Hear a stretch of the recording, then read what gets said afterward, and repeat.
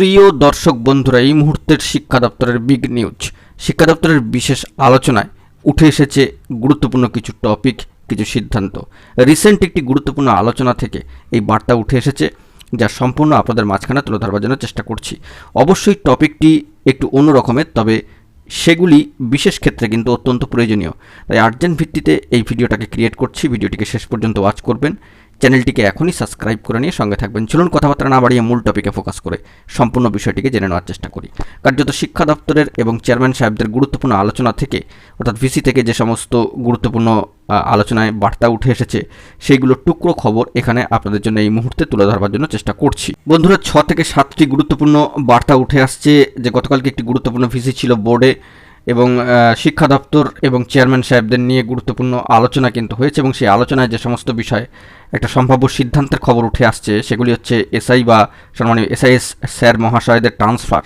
তো সেখানে এই নভেম্বর মাসের মধ্যেই, নভেম্বর মাস আজ থেকে শুরু হচ্ছে 1 তারিখ, এই নভেম্বর মাসের মধ্যেই কার্যত অনেক জেলায় এসআইএস স্যার মহাশয়দের 2017 সালের আগে যারা জয়েন করা, তো তাদের ক্ষেত্রে ট্রান্সফার হয়ে যাবে অন্যান্য জেলায়, এবং তাদের জায়গায় নতুন করে সম্মানীয় এসআইএস স্যার মহাশয়রা যোগদান করবেন আশেপাশের জেলা থেকে, এমনই কিন্তু একটি টপিকে উঠে এসেছে।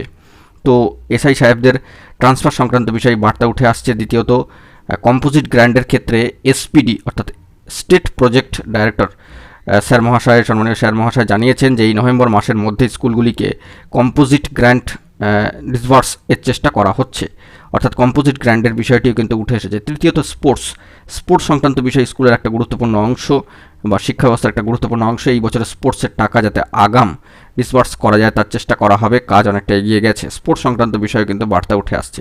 ক্লাস 5 অ্যাডিশনের একটা কথাবার্তা হচ্ছে, এবং সেই মর্মে কিন্তু নোটিফিকেশন এসছে অফিসিয়ালি 2025 শিক্ষাবর্ষ থেকে 2000-এর অধিক যে সমস্ত স্কুল, তো স্কুলগুলোয় 2025 শিক্ষাবর্ষ থেকে ক্লাস 5 চালু করা হবে, যদিও এটা কিন্তু সীমিত ক্ষেত্র।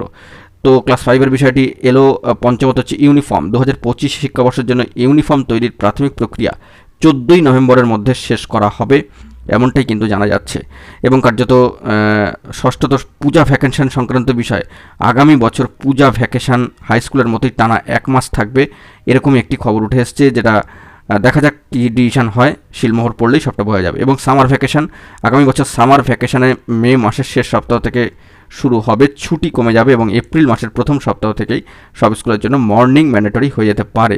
তো 6 থেকে 7টি টপিক উঠে এসেছে, যা আপনাদের মাঝখানে তুলে ধরলাম। অনেক ক্ষেত্রে এগুলো কিন্তু অ্যাপ্লিকেবল হয়ে যেতে পারে, অনেক ক্ষেত্রে এগুলো কিন্তু সকলের জন্যই প্রযোজ্য হতে পারে। তো অত্যন্ত গুরুত্বপূর্ণ এই বিষয়গুলি 6 থেকে 7টি পয়েন্ট উল্লেখ করলাম শিক্ষা দপ্তর এবং সম্মানীয় চেয়ারম্যান সাহেবদের গুরুত্বপূর্ণ আলোচনা থেকে যে সমস্ত সিদ্ধান্ত বেরিয়ে এসছে সেটি। বন্ধুরা, এই বিষয়ে জানিয়ে রাখা প্রয়োজন যে তথ্য সংগ্রহের ক্ষেত্রে অবশ্যই শুভ স্যারকে কৃতজ্ঞতা জানাতেই হচ্ছে, ধন্যবাদ জ্ঞাপন করতেই হচ্ছে। তো দেখা যাক পরবর্তী ক্ষেত্রে কি খবর আপডেট উঠে আসে। বন্ধুরা, এখন এই পর্যন্ত গুরুত্বপূর্ণ আপডেটগুলি পাওয়ার জন্য চ্যানেলটিকে এখনই সাবস্ক্রাইব করে নিয়ে সঙ্গে থাকুন। ধন্যবাদ।